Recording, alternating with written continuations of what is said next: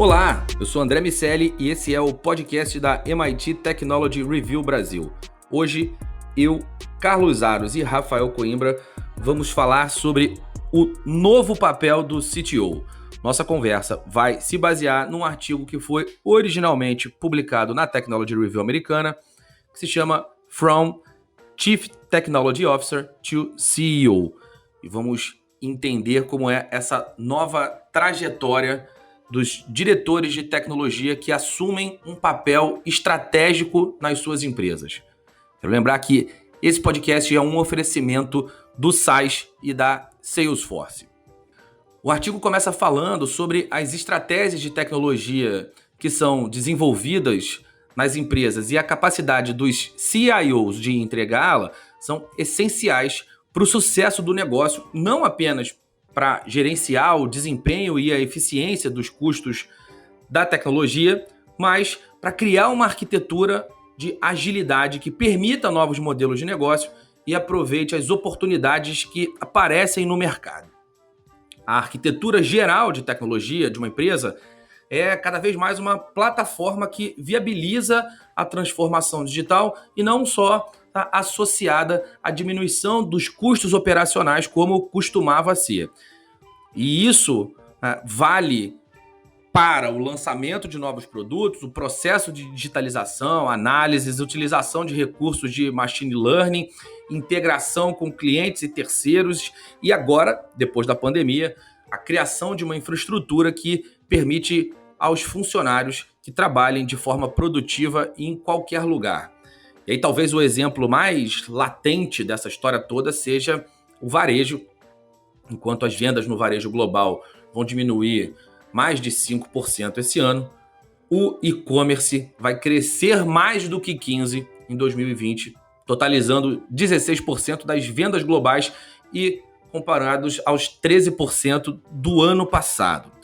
Então, de muitas formas, a pandemia aguçou os olhares em torno da necessidade de transformação digital e esses perfis são aqueles que permitem às empresas a se desenvolverem num ritmo que não aconteceria em tempos normais. Sem viagens de negócios ou outras distrações, as equipes puderam se concentrar em algumas dessas iniciativas e diversos projetos que eram adiados há anos tiveram que ser executados em meses, o que aqueceu, inclusive, o mercado de consultorias de tecnologia. E aí, enquanto os CIOs e CTOs estão no comando desse processo de transformação digital, os roteiros são moldados no conselho e orientam a empresa através das forças, das mudanças de mercado e também das forças regulatórias. Durante muito tempo, por exemplo, a gente viu a tecnologia de nuvem estando também associada à diminuição de custos, e hoje em dia ela cria ambientes operacionais mais ágeis e viabilizam colocar novos produtos em produção, ambientes de sandbox para colaboração e estrutura de DevOps que permitem que os líderes de tecnologia consigam gerenciar ciclos de produção de uma maneira mais eficiente. E uma pesquisa da Technology Review americana descobriu que 61% dos 300 líderes empresariais entrevistados disseram que estavam aumentando seus investimentos em tecnologia de nuvem especificamente como resultado direto da pandemia. E ao serem entrevistados, os CTOs e CIOs também se veem com um papel mais importante na empresa. Uma outra pesquisa, dessa vez da Korn Ferry, descobriu que 51% gostariam de se tornar CEO, mas só 12% gostariam que esse fosse o seu próximo passo imediato, só 12%. E mais de 2/3 afirmaram que conduzir a empresa no meio do processo de transformação digital ao longo da pandemia foi provavelmente o período mais importante da sua carreira e que o sucesso vai ser baseado na velocidade com que eles puderem impulsionar a agilidade de negócios da sua empresa e permitirem crescimento de receita. O fato é que essa visão estratégica dos CTOs e CIOs, aqueles que apresentarem essa habilidade, sem dúvida, serão capazes de liderarem a empresa como executivos, aqueles que enxergarem e forem capazes de juntar tecnologia e negócios, certamente vão ser ativos fundamentais para as suas empresas. Meu amigo Rafael Coimbra, chegou a vez dos nerds? Chegou a vez dos nerds, só que os nerds não são mais os mesmos lá dos anos 80, 70, quando surgem os primeiros computadores e os especialistas em informática, né? Um termo que a gente ouve cada vez menos. O nerd de hoje, ele tem que ter uma visão estratégica, né? Não apenas entender daquela tecnologia, dos gadgets, dos circuitos, ele tem que ter uma visão mais ampla, até porque essas tecnologias elas estão num momento de espalhamento. Eu digo que é um movimento duplo. De um lado, você tem tecnologias que ficam mais acessíveis, mais fáceis. Para a gente lembrar, quem é um pouco mais antigo, no currículo, antigamente a gente tinha que colocar especialista ou entendimento em pacote Microsoft, né? Você tinha que saber Word, PowerPoint e Excel. De repente isso sumiu. Por quê? Porque são tecnologias que vão sendo incorporadas no nosso dia a dia, vão facilitando a vida de todos e elas vão se entranhando dentro do processo das empresas.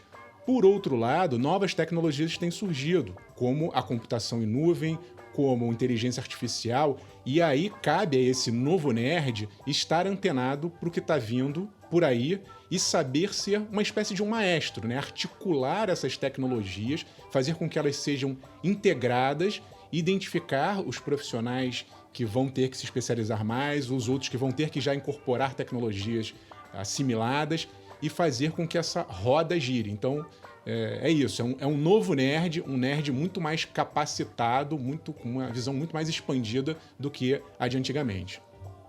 Você falou sobre informática, é sempre interessante. Informática é um termo alemão de um cientista da computação chamado Karl Steinbuch, perdoem aqui o meu sotaque do sul da Alemanha, que ficou famoso aqui no Brasil por causa da PUC do Rio.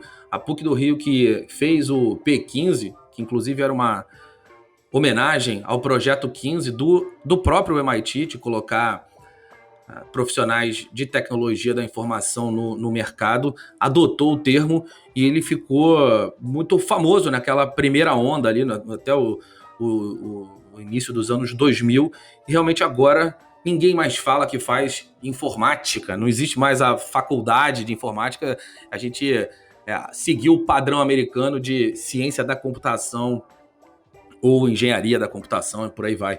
É curioso ver que o termo surgiu e sumiu tão rapidamente como, aliás, as próprias tecnologias.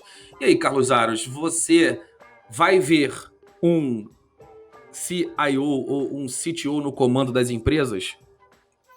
Bom, a verdade é que o nerd de ontem é o chefe de muita gente hoje, né? E cada vez mais assim será.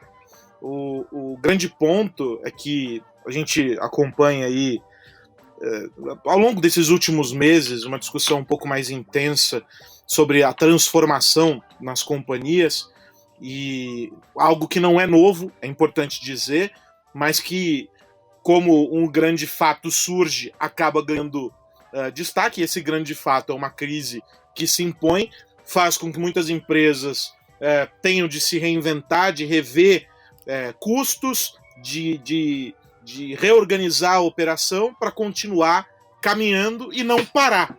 E aí, nesse momento em que isso acontece, essa transformação caminha cada vez mais para o digital, e aqueles que fazem parte, não é, dessa digitalização se tornam protagonistas.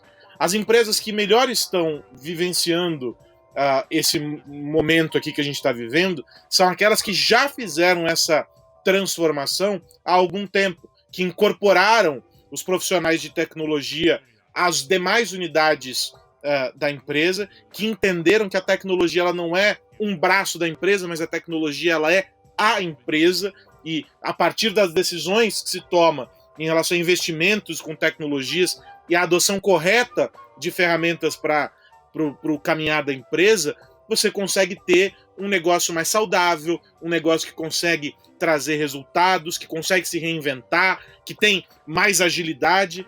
Então, cada vez mais, essa discussão ela se torna urgente para empresas que ainda não perceberam que falar sobre a TI não é falar sobre uma unidade ali dentro da empresa, um departamento que serve outros departamentos, mas é falar sobre o próprio negócio. Então, essa transição CTO-CEO, ela é natural e absolutamente saudável, né? Eu vou além, Aros. A gente pode ver também um movimento importante em algumas empresas de extravasar a tecnologia. O que eu estou querendo dizer com isso? Você falou aí, né? Muitas empresas ainda têm ali o departamento de TI, como se fosse um núcleo isolado. Mas empresas ágeis, empresas modernas já entenderam que dá para pegar essa tecnologia e muitas vezes até terceirizar. Você compra soluções prontas, você pode comprar soluções na nuvem, você pode comprar marketplaces prontos, você pode comprar sistema de logística pronto. Tem uma série de adendos que podem ser incluídos remotamente, virtualmente, e que sim vão fazer parte da empresa. Não sendo uma propriedade da empresa, né? Aquela coisa de tenho que ter o meu departamento de TI, mas um organismo vivo que se expande para além daquele objeto físico da empresa. Então, quem também conseguir fazer essa articulação, mas aí tem que ser bem inteligente, porque isso muda o tempo inteiro, mas plugar essas soluções pré-prontas e conseguir até escalar a empresa, né? É muito fácil hoje você escalar, porque você não precisa construir dentro da sua empresa, você compra essa solução pronta. Esses líderes, com essa visão estratégica, vão ter vantagens em relação àqueles que só olham para dentro da sua própria empresa, para o seu umbigo. Eu acho que esse papel do departamento, da área de tecnologia, ele tende a ficar muito associado à gestão dos recursos humanos que compõem esse departamento, essa área. Quando a gente enxerga tecnologia pervasiva, e aí olhar o que o Aros falou, tecnologia mudando a forma através da qual as empresas gerenciam pessoas, tudo que diz respeito a People Analytics, desde dos modelos de contratação até os modelos de promoção podem estar associados à tecnologia. Tudo que diz respeito à logística, pesquisa operacional, as áreas também tem um efeito direto da tecnologia. Marketing, não se fala, não dá para imaginar fazer marketing sem tecnologia. Enfim, todas as áreas juntas na construção de produtos vão usar a tecnologia como peça, como amálgama, para juntar esse processo inteiro. Então, por mais que as peças que compõem a estrutura da empresa, se a gente olhar como fundamento, olhar RP, CRM, tudo de business intelligence, sim, elas provavelmente até cada vez mais vão estar fora da empresa, mas a gente precisa entender a tecnologia dentro da empresa como ferramenta de construção da própria operação.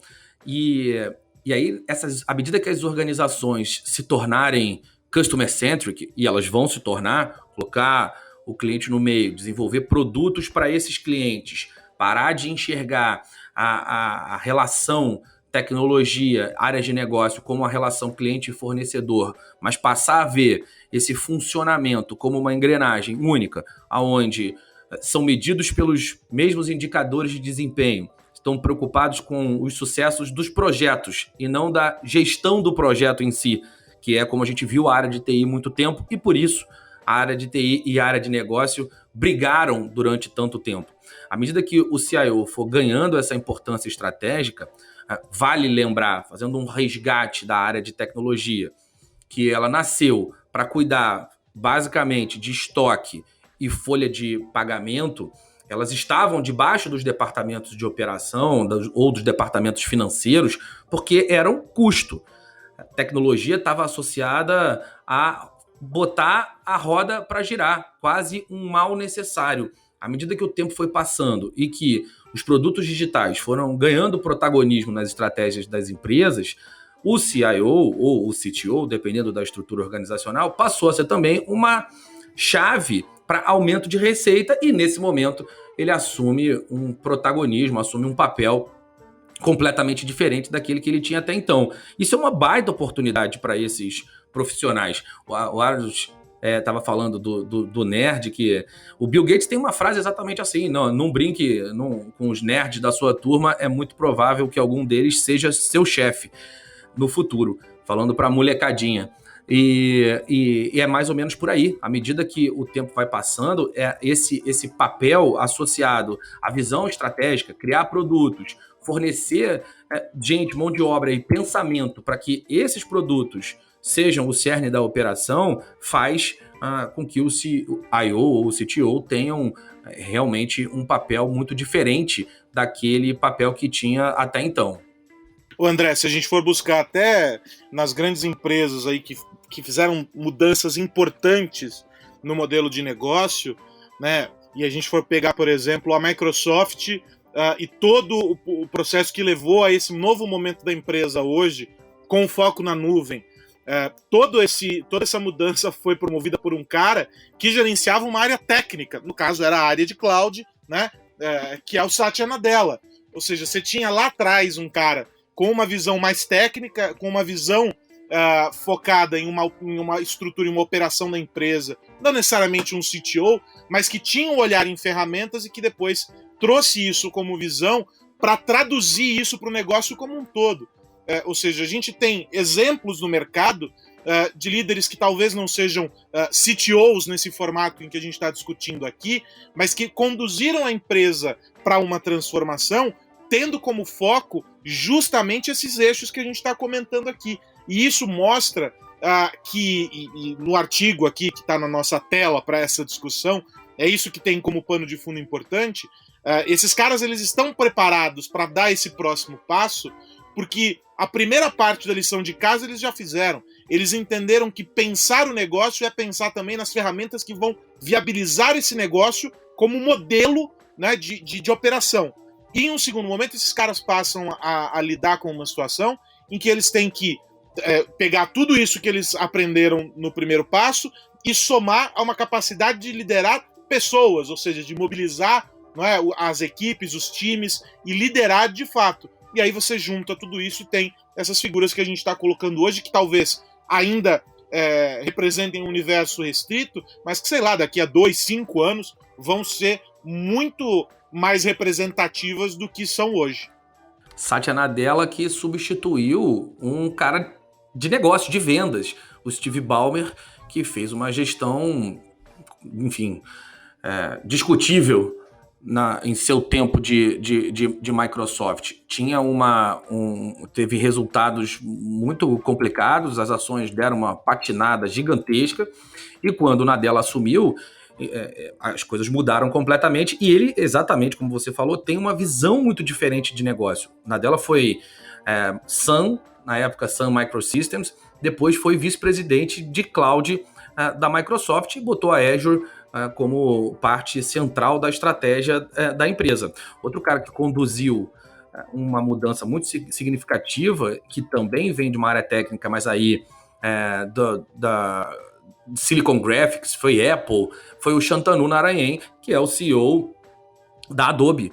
A Adobe foi mais, inclusive são amigos, e um dá um suporte muito grande à estratégia do outro. Por mais que o Shantanu Narayan tenha uma relação mais próxima na área de negócios, mas é um engenheiro de formação, um engenheiro eletrônico, e depois foi seguindo para o caminho dos negócios. Não por acaso temos tantos indianos nos comandos das empresas agora. A Índia é tradicionalmente um país que forma matemáticos muito, muito competentes e profissionais ligados às áreas exatas. E esses profissionais estão no centro das estratégias, principalmente das empresas americanas agora.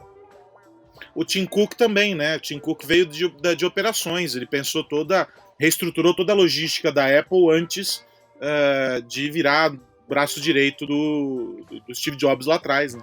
Vocês estão falando aí dos CEOs, CTOs, CIOs, que é o foco aqui da nossa conversa, mas é importante a gente lembrar que tanto esses profissionais de cargos importantes, que eles tenham essa visão mais ampla, né, que misture tecnologia com negócios, como também é importante nesse processo de liderança que eles transmitam esses conceitos para o resto da equipe. Então, muita gente que antigamente achava que essas áreas de tecnologia eram áreas separadas, né? É o pessoal lá da tecnologia, eles que cuidem disso.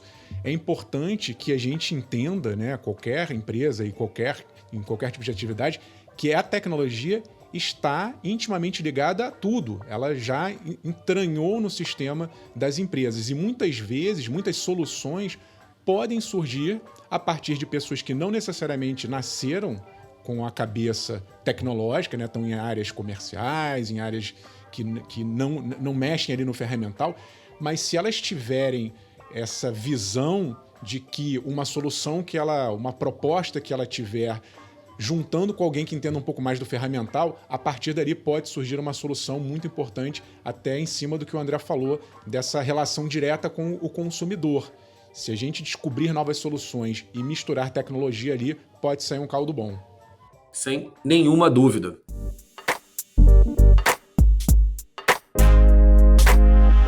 Eu vou virar a chave aqui e falar das notícias da semana, mas antes quero lembrar que nosso podcast é um oferecimento do SaaS e da Salesforce. Rafa, o que a galera tem que ficar de olho nessa semana que começa?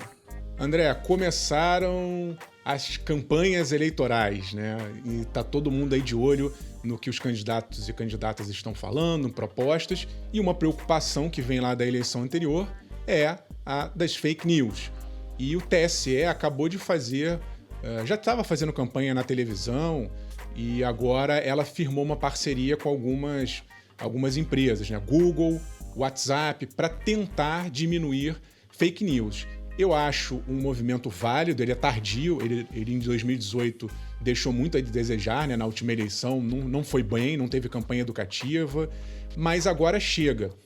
E eu ainda acho que falta muito. Eu testei agora, né? Vou dar o exemplo aqui do WhatsApp. A TSE fez uma parceria com o WhatsApp. Você pode, entrar num site e preencher eu contei que são 12 campos para você dizer se tem alguma coisa suspeita, alguma campanha que você acha que seja falsa e mandar para o TSE. Só que lá nas letras miúdas está dizendo que o TSE só reencaminha isso para o WhatsApp. Ou seja, na prática é meio que um intermediário burocrático, não serve para nada. Seria melhor o contato direto. Aí eu fui testar o chatbot do WhatsApp. E eu entrei lá e me parece muito mais algo com preocupações de urna eletrônica, onde você deve votar, são informações muito restritas à justiça eleitoral. E o que interessa pra gente aqui no caso de fake news não está muito bem exposto. Então, a primeira pergunta que eu fiz pro robô, o que é deepfake? Deepfake é aquela tecnologia que faz com que uma pessoa seja transformada digitalmente em áudio e vídeo. Aí aparece um menu com 10 opções, não me responderam nada, então é o que eu chamo de um chatbot Brizola, ou Maluf, para quem não conhece, quem é mais novo, eram políticos que você perguntava uma coisa e ele respondia outra, então eu perguntei o que é deepfake e apareceu 10 itens aqui que não tem nada a ver com deepfake. E era assim, dia e hora da votação, cuidados com a saúde para votar. Ok, são informações importantes, mas não é o que eu quero. Eu quero informação clara, eu gostaria de que um robozinho me respondesse, olha, eu tô com essa foto aqui que eu recebi. É verdadeira? Alguém checou? Você pode dar uma olhada para mim? Ainda que ele encaminhe para uma agência de checagem de fatos, eu acho que falta uma relação mais próxima, mais enfática em relação ao combate à desinformação. Se ficar só nesse campo de informações da justiça eleitoral, resolve um pedacinho do problema, mas o grosso mesmo, que a gente vai ter uma enxurrada de informação falsa, isso eu acho que o TSE e essas plataformas todas ainda deixam muito a desejar.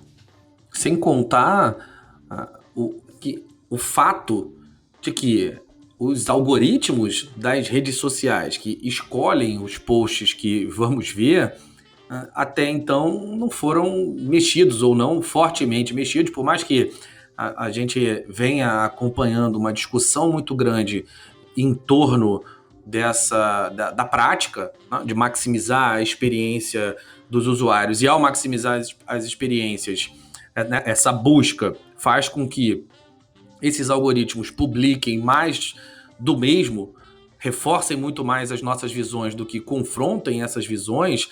A parte que nos leva ao extremismo, ao reforço de ideias, que cria as bolhas, também não está sendo mexida e não vai ser.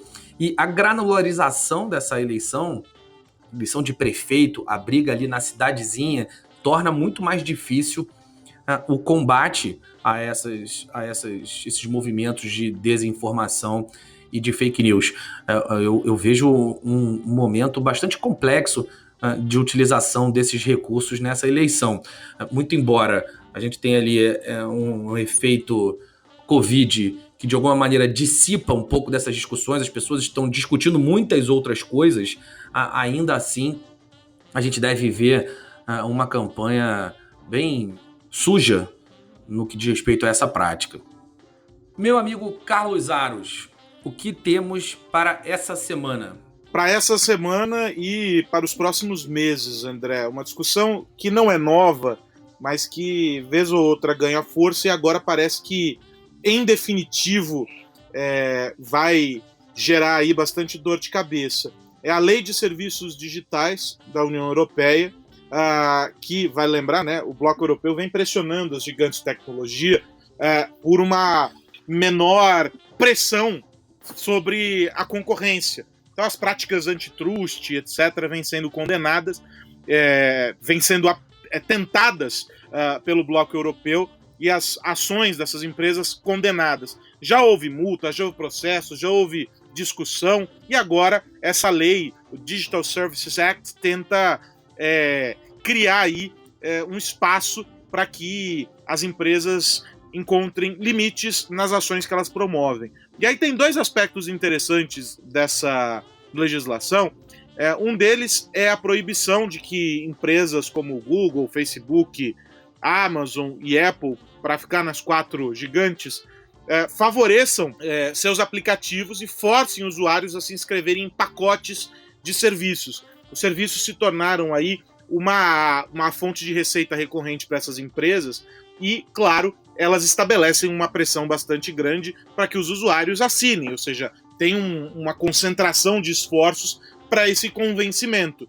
E aí, a partir dessa lei, as empresas vão ter que puxar o freio e adotar táticas menos agressivas. Os aplicativos pré-instalados, por exemplo, em smartphones, vão ter de sumir, porque os usuários vão ter o direito, dentro do Bloco Europeu, de escolher que aplicativos querem ter instalados nos seus aparelhos. Eles querem instalar aplicativos, querem que sejam instalados os aplicativos que o usuário deseja e não aqueles que a fabricante ou que a desenvolvedora do sistema operacional querem. E tem um outro aspecto dessa legislação que faz com que as empresas sofram uma auditoria anual nas métricas de publicidade.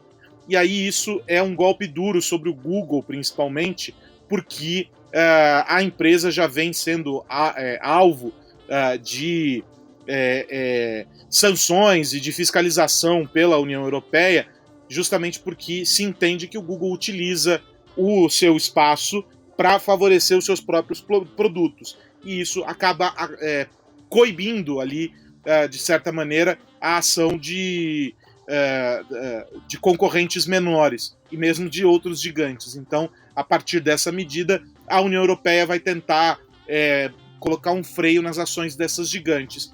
É uma briga de peixe bem grande. Tem razão dos dois lados, mas acho que a União Europeia caminha de maneira bem condizente com aquilo que vem praticando já há algum tempo, tentando impor barreiras e regras claras para que esse jogo possa ser jogado. Eu também acho. Tradicionalmente, a União Europeia é vigilante em relação a essas práticas.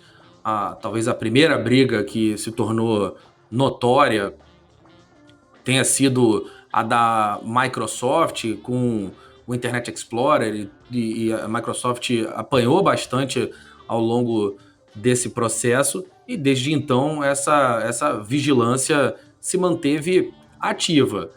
Eu entendo que algum tipo de regulação, de análise dessas práticas, essas ações sim são importantes para manter um mercado um pouco mais competitivo e mais saudável, permitir a chegada de novos entrantes e criar um jogo mais democrático que viabilize a participação de outras empresas. Do contrário, vamos fortalecer única e exclusivamente essas empresas que já são gigantes e a gente não sabe quais são os desdobramentos desse poder quase infinito que aos poucos elas vão tendo. Eu espero que o mercado, claro, continue sendo privilegiado nessas decisões e que elas não sejam políticas, mas acho que a prática precisa existir. O que você acha, Rafa? Acho também. Acho que a gente está num momento de um efeito rebote, né? Passamos aí os últimos 20 anos construindo um ambiente digital e de uns anos para cá, de uns 4 anos para cá, começou um movimento mais intenso de tentar reequilibrar, né? Não deixar as rédeas tão soltas. Não acho que tem que ser nem um extremo nem outro, mas em busca de um equilíbrio chegaremos lá, a União Europeia realmente liderando esse processo, Estados Unidos agora abrindo um pouco o olho e o resto do mundo a reboque dessas decisões internacionais. Então eu já fui mais pessimista anos atrás, achando que a coisa estava saindo completamente de controle, mas agora eu acho que a gente chegará num equilíbrio e vai ser bom para todo mundo.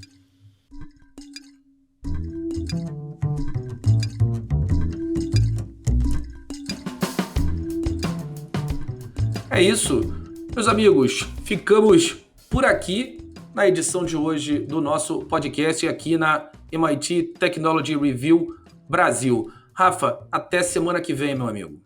Um abraço para todo mundo. Lembrando que se você está ouvindo pela primeira vez o nosso podcast, marque aí no seu tocador preferido, porque você será avisado toda semana e receberá informações, análises. Não deixe de se inscrever também na nossa newsletter para que você receba as informações mais importantes do mundo da tecnologia e seus impactos sobre a sociedade. É só dar um pulo lá em mittechreview.com.br.